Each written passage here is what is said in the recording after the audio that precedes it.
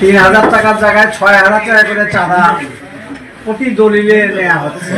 এটা তাদের অভিযোগ। এই টাকাটা মোস্তা মল্লিকের বিরুদ্ধেই বলা হচ্ছে মূলত। তো আসলে ঘটনাটা বলেন, আপনার কি আসলে আপনি কি নিচ্ছেন কিনা এটা বলেন। বিসমিল্লাহির রহমানির রহিম। আপনারা জাতির বিবেক, গাইবান্ধার বিবেক, আপনাদের গাইবান্ধার সমস্ত বিবেকবান মানুষের কাছে আমি প্রশ্ন গেলাম, যদি একজন মানুষ আমি কারো কাছে অনৈতিকভাবে 3 টাকাও নিয়ে থাকি, তিনি লিখিতভাবে অভিযোগ করুক আমার সামনে দাঁড়ায়, যে কোনো শাস্তি আমি মাথা পেতে নিতে রাজি আছি। মূল বিষয় যদি আপনারা সুযোগ দেন আমি তাহলে বলি, এরা এই শহরের পরীক্ষিত এবং চিহ্নিত চাঁদাবাজ।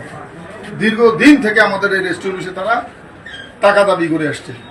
আমার দলিল লেখকরা তাদের বিপদগ্রস্ত দলিল লেখক অসুস্থ, তাদের জন্য আমরা একটা ফান্ড করছিলাম সেটা সমিতি থেকে, সেখান থেকে আমরা অনেক সময় গাইবান্ধার দুস্থ মানুষদেরকে আমরা সাহায্য করে আসছি। এটা পূর্বপুরুষ থেকে হয়ে আসছে।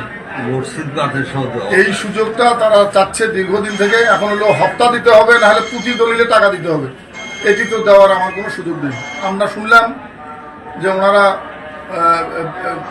পৌর বিএনপি ব্যানারে মানববন্ধন করবে দলিল লেখকদের অনৈতিক টাকা নেওয়ার বিরুদ্ধে। আমরা এটা স্বাগত জানাচ্ছি। যদি কোনো দলিল লেখক এইভাবে টাকা নিয়ে থাকে আমরা তার শাস্তি চাই, আমরা নিজেরাও চাই।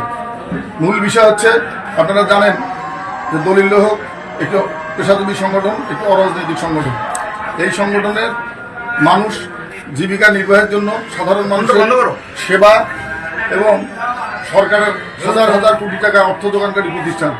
আমরা দলিল লেখকরা শরীর, মন, শক্তি, মদত সমস্ত কিছু দিয়ে একটি দলিল পূর্ণাঙ্গ করতে গেলে অনেক কষ্টের বিষয়। এই পারিশ্রমিক অদ্যাবধি সরকার নির্ধারণ করে নেই, কোনো ঘোষণা আসে নেই। দীর্ঘদিন আমাদের পূর্বপুরুষ থেকে আমরা এই আন্দোলন করে আসছি যে দলিল লেখকদের এই পেশার একটা সম্মানজনক স্বীকৃতি অর্থনৈতিকভাবে দেওয়া হোক। একটা দলিল লেখক কত টাকা পাবো এটাই আমাদের দাবি। আপনারা জেনে থাকবেন আমি গাইবান্ধার সন্তান। আমি গাইবান্ধার সন্তান হয়ে বাংলাদেশ দলিল লেখক সমিতির কর্মকর্তাদের মধ্যে একজন হতে পেরেছি এবং 6 লক্ষ দলিল লেখকদের প্রতিনিধিত্ব করার আল্লাহ আমাকে সুযোগ দিয়েছে। আমাদের বেঁচে থাকার দাবি আমরা গাইবান্ধায় করছি 6,000 টাকা। এই 6,000 টাকার মধ্যে 2,000 টাকা দলিল লেখক নিজ অ্যাকাউন্টে পান, আর 4,000 টাকা সে বেতন হিসেবে আমরা এক জায়গায় জমা রাখি। সেটা মাস শেষে আমরা সবাই সমানভাবে 1টি টাকা কারো বেশি নেওয়ার কোনো সুযোগ নাই। এটা কি আছে? আমরা সমানভাবে এটা বেতন হিসেবে নেই। আমরা বেঁচে থাকার, আপনারা জানেন গাইবান্ধা দলিলের সংখ্যা কমে গেছে। আমরা দলিল লেখক 100 জনের কম, অথচ সহকারী আমাদের এখানে 250। এই যে বেকার মানুষের কর্মসংস্থানের আমাদের যে সহযোগিতা, সেখানে চাঁদাবাজরা তাদের একটা জায়গা করার দীর্ঘদিনের পায়তারা করছে। এর থেকে পরিত্রাণের জন্য আমরা আপনাদের সহযোগিতা চাই। আমরা এর আগেও আমরা সরকার বাহাদুরের কাছে জানিয়েছি, যথাযথ কর্তৃপক্ষকে আমরা জানিয়েছি। আমরা এরা আমাদেরই শহরের ছেলে, আমরা চাইনি তাদের সঙ্গে সংঘাতে জড়াতে। আপনারা জেনে থাকেন তারা আমার উপর আমাকে আক্রান্ত করছে, আমার বিরুদ্ধে নানান ধরনের উৎসাহমূলক কথা বলছে। আমি চ্যালেঞ্জ করে বলছি, গাইবান্ধা যদি কেউ বলতে পারে যে অনৈতিকভাবে মোস্তা মল্লিক 3টা টাকা নিছে, আমি এই শহর ছেড়ে চলে যাবো, আর যে কোনো শাস্তি আপনাদের মাথা পেতে নেবো। এইসব ভুয়া মিথ্যাবাদীর বাট্টার এরা সারা গাইবান্ধা এরা পরীক্ষিত, চিহ্নিত, এরা চাঁদাবাজি করে খাচ্ছে। আপনারা অন্তত তাদের বিষয়টা জেনে আমাদেরকে রক্ষা করে নেবেন থেকে। আপনারা কি বলেন? আমরা বাঁচতে চাই, আমরা কাজ করে খাই। আমরা এদেশের অর্থনীতি চালিকা শক্তির অন্যতম শক্তি। দলিল লেখকরা হাজার হাজার কোটি টাকা সরকারের কোষাগারে জমা দিয়ে থাকে। বুঝতে পারছি আপনার বক্তব্য। সেটা হচ্ছে যে আজকের অভিযোগটা কি? আজকে কি আপনার বিরুদ্ধে অভিযোগ আছে, আপনি 6,000 টাকা করে নেন এবং এটা চাঁদা হিসেবে নেন। এটা যদি একজনও বলতে পারে আমরা কি কারো কাছ থেকে 6,000 টাকা নিছি?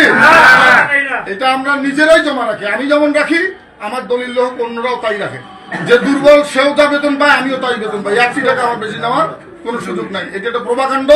এইসব বলে তারা মানুষকে বিভ্রান্তি করে আমাদের এখানে একটা অরাজকতা করে তারা টাকা আদায় করার চেষ্টা করতেছে। আমাকে বলছে যে আমাদেরকে কিছু টাকা দিতে হবে। কিভাবে দেবো? আমি কই থেকে দেবো?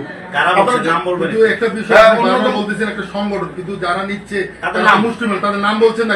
আমি বলি ব্যক্তিগতভাবে, আমি তো মুখে চিনি, সবার নাম জানি না। তবে আব্দুর রৌফ 9 নম্বর ওয়ার্ডের ছেলে, তাকে আমি চিনি। সে আমার নাম ধরে বলছে, এখানে বক্তব্য দিচ্ছে 2-1 জন। আমি আমার সাদা মন নিয়ে পাশে যা দাঁড়াচ্ছে, আপনারা দেখছেন তারা আমার উপর চড়া হয়েছে। সত্যিকার অর্থে যদি আমি দেশের কোনো কুকাজ করে থাকি, আইন প্রয়োগকারী সংস্থা আছে, সাধারণ মানুষ যে বিচার করবে। এরা গাইবান্ধাকে বিচারের দায়িত্ব নিছে? গাইবান্ধাবাসীকে ওদেরকে এই 8, 10, 15টা ছেলেকে দায়িত্ব দিছে? এই প্রশ্ন আপনাদের কাছে আমরা রাখলাম। এরা আপনারা জেনে রাখেন, এই দলিল লেখকরা আজকে থেকে এখানে নিবন্ধন বন্ধ হলো। যতক্ষণ পর্যন্ত প্রশাসনের বিচার না করবে, এদেরকে আইনের আওতায় না আনা হবে। গাইবান্ধার নিবন্ধন বন্ধ, আগামী 7 দিন গাইবান্ধা বন্ধ, তার পরবর্তীতে সারা বাংলাদেশ বন্ধ হবে। এখন আপনার সিদ্ধান্তটা কি দিলেন যে কি করবেন? আমরা কলম ধরবো না, আমাদের কলম বিরোধী। কতদিন? এটা আমাদের অনেক বেশি। যতক্ষণ পর্যন্ত এটা সুষ্ঠু বিচার না হবে, এদেরকে আইনের আওতায় না হবে, আমরা রেভিনিউয়ের কোনো কাজ করবো না। আমরা অবৈতনিক 1টি টাকা সরকার আমাদেরকে বেতন দেয় না। আপনারা জেনে থাকবেন, 1000 টাকা আপনারা এই আমার যে লাইসেন্স, আপনার রকেট, নগদ, বিকাশ একই লাইসেন্স, আমরাও ট্যাক্স দেয়। আমরা প্রত্যেকটা ট্যাক্স দেওয়া মানুষ। আজকে যারা মানববন্ধনের নামে গাইবান্ধা বিশৃঙ্খলা করছে, তারা 1টি টাকাও ট্যাক্স দেয় না। আমরা এদেশের সূর্য সন্তান, আমরা আমাদের উপরে রক্তচক্ষু, আমাদের কাছে টাকা অবৈধভাবে নেওয়া হচ্ছে, পাচারা করা হচ্ছে। এটা আপনারা সবাই এমনি যাই বলেন, মৌখিকভাবে, ভিতর দিয়ে দেখেন, আত্মায় হাত দিয়ে দেখেন, আপনারা এটা জানেন। সেই জন্য আমরা আপনাদের আহ্বান করছি, এইসব রুখে দিতে হবে। আজকে আর এক মুস্তামুল্লিক চলে গেলে এই 100 লোকের অন্তত 450-500 লোক আরে মরবে। আজকে কি বলেন আপনারা? আমি চলে যাবো এখান থেকে, কিন্তু এই কোনো অবস্থাতেই এদেরকে দাঁত ভাঙা জবাব না দিয়া আল্লাহ যেন আমার এখান থেকে তুলে না নেয়। কিন্তু যারা এসেছিল, যারা চাঁদা চাচ্ছে, তারা আচ্ছা, শহরের বাইরে কেউ এটা কি মুখ চিনি না, আপনার চেনার কথা। মুখে চিনি সবার না একটা নাম বললাম, আব্দুর রউফ। তারা বিভিন্ন ভাবে টাকা, সবসময় টাকা এটা পায় কি না। আপনার সমিতির সিদ্ধান্ত দিলেন তো, তাই না? হ্যাঁ, এটা কি সমিতির সিদ্ধান্ত? দলিল লেখক সমিতি। দলিল লেখক সমিতি। ওকে।